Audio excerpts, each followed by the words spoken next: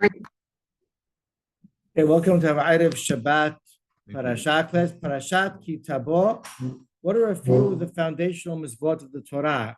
And by foundational, I'll rephrase it by saying, what are the few Misvot that according to Hachamim upon which the world is founded? It's very interesting. And our Parasha begins with something that breaches that discussion. It's called the Misvah, one of the last Misvot of the Torah, the Misvah Bikkurim. On its face, it's a very simple Misvah in concept. Bikkurim for the word Bechor, which is the first. It can present itself in different forms.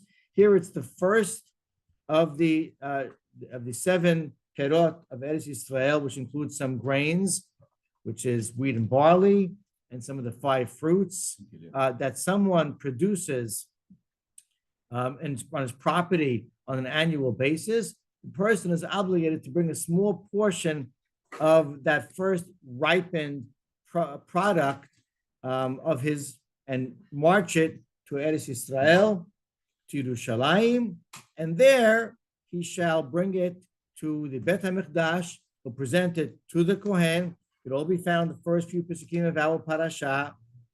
It is, in the end, one of the 24 Matalot Kehuna. We know there are 24 different gifts and means of support that we give to the priestly nation, to the Kohanim. That's the way that they function and serve the nation in turn. And this is one of them. They get the benefit of the Bikkurim. What's unique is that it's done only in the presence of the Bet HaMikdash, and there was a special proclamation that the owner, the giver, the donator has to make when he offers these Sheva Perot of Eretz Yisrael. The proclamation is very well known to us. It starts with Arami Oved Avi, and it basically is 6 Pesukim, upon which we base the entire Haggadah on Leil Seder. And it's a synopsis of our history, essentially, from the time of Yaakov Abinu until the time of Yetziat Mitzrayim, the Exodus from Egypt, and then the actual redemption, the first redemption to Eretz Yisrael. That person, that owner, makes that proclamation, speaking of where we were, where we got to, and then he completes his Misvah. So that is, it's a nice Misvah. It seems somewhat similar to other Misvot of giving and donating that we have. It has a little twist to it with the proclamation. But there's, first of all, a lot more to the context and presentation of the Misvah. If you go through Masechet Bikkurim and read through the Mishnayot, it describes to us an incredibly exciting, inspirational, grand scene. This Misvah only occurred, according to Hachamim, from the time of after Hag Shavuot and up until Hag Sukkot. Why? Because all of that is Man HaAsiv, it's harvest time. And that's when, certainly there are exceptions if someone's produce ripening early, but the will was for this to happen in mass. And therefore, it was only done during those handfuls of months. And indeed, the setup, the protocol for this to occur and for the owner to make the journey and give the Bikkurim to the Kohen of the Bet HaMikdash was only done in a broader context. It was set up so that he would march there with all the people of the city and perhaps people of other cities meeting. It would be from any town and city in Eretz Yisrael towards Yerushalayim. A grand scene was described in the Mishnah of people singing, chanting, dancing, coming by the thousands. They would carry their first produce and fruits in gold and silver receptacles and vessels. The scene was joyous, and when they got to Yerushalayim, they'd be greeted there in Yerushalayim by some of the leaders, and further singing and celebrating and dancing. The Shukim, the marketplace of Yerushalayim, was completely adorned with these beautiful, ripe-looking fruits and grain. And it was an incredible national, went on for a few months, but a national joyous scene over and over again. And obviously, Birov Am Hadrat Melech, a great glorification and honor for HaKadosh Baruch Hu for this to happen. And it was the good old days like none other. And that's what really makes Bikkurim into more of what you can call a Misvah of nostalgia, a Misvah of emotion, a Misvah of inspiration, a good feeling Misvah. Okay, but that's not where it is. And Bikkurim, which although its home here is in Parashat Tabo, was first mentioned way back in Parashat Mishpatim. Reshit Bikkurei Admatecha Tabi Bet Adonai Elohecha. Reshit.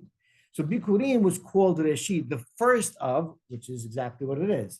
Bikkurei Admatecha, the ripening of your land, the first growth and produce of your land. Bring Bet Hashem to the house of God, to the temple. There is, in the beginning of Midrash Rabbah, on the book of Bereshit, in the first pasuk of the Torah, which states, Bereshit bara Elohim et hashamayim et haaretz. Bereshit. And one of the first Rashis, well-known Rashi, uses part of this Midrash. And that Midrash is notices and insensitive to the fact there are certain entities in the Torah that are called Reshit. One of them is Am Yisrael.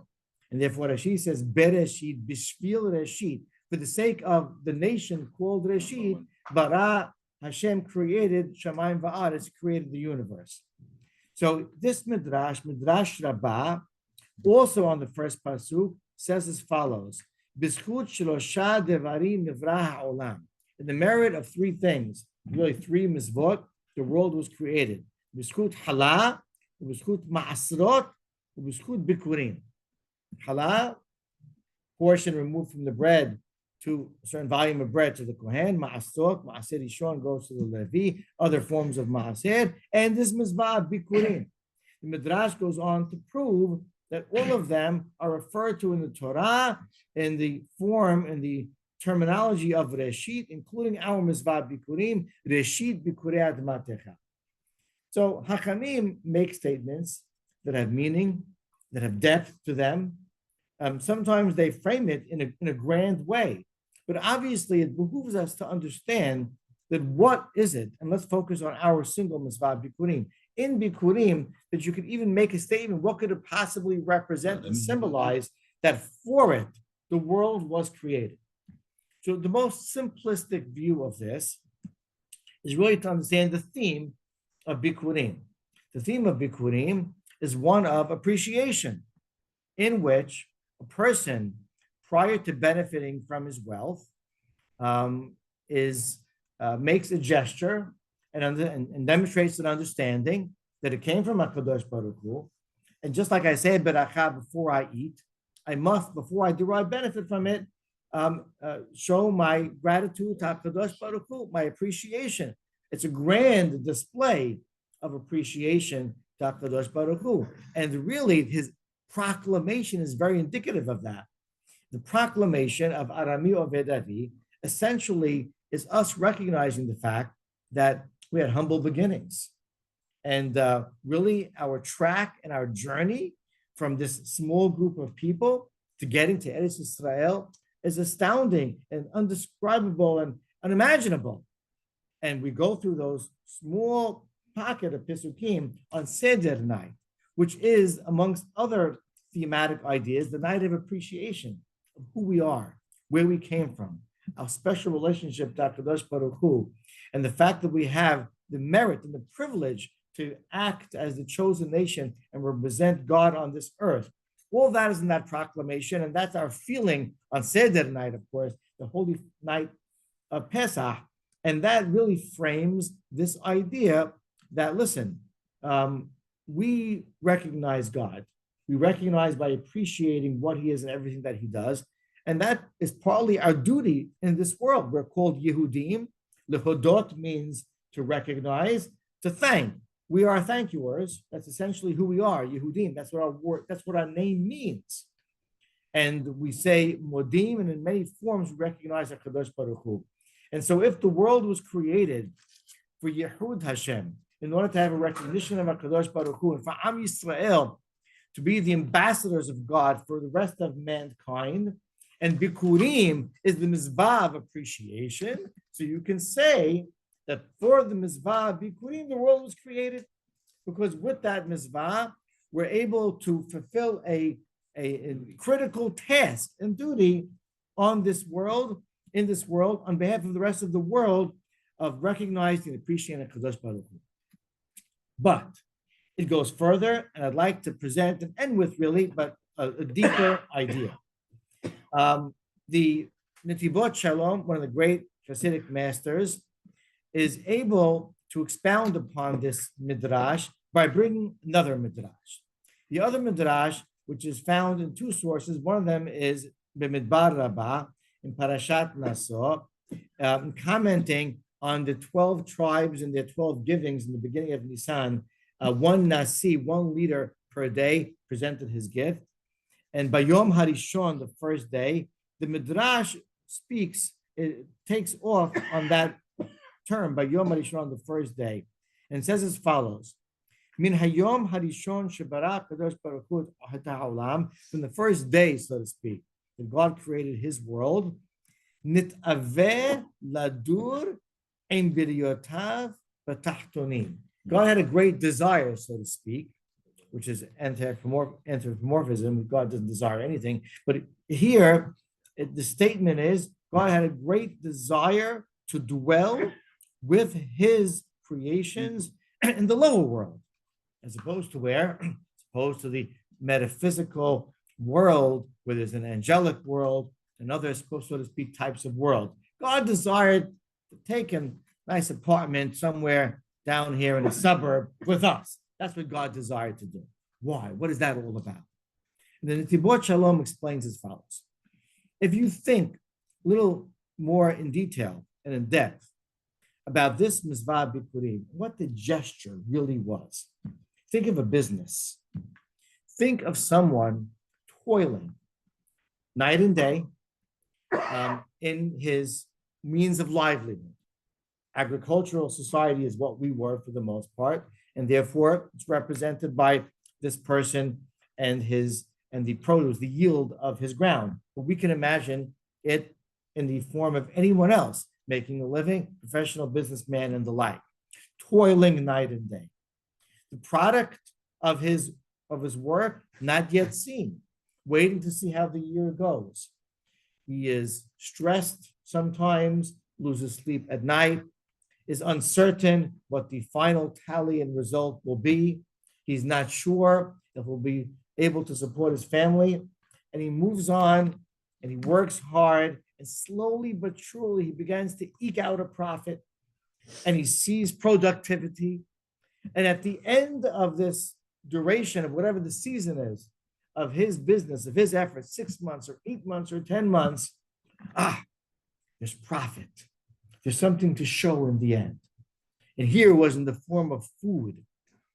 And it was a struggle. It was a long time. There was uncertainty. There was many sleepless nights. And finally, here it is. And the first thing I want to do is take this profit and embrace it. I'd like to consume it. I'd like to share it with my family.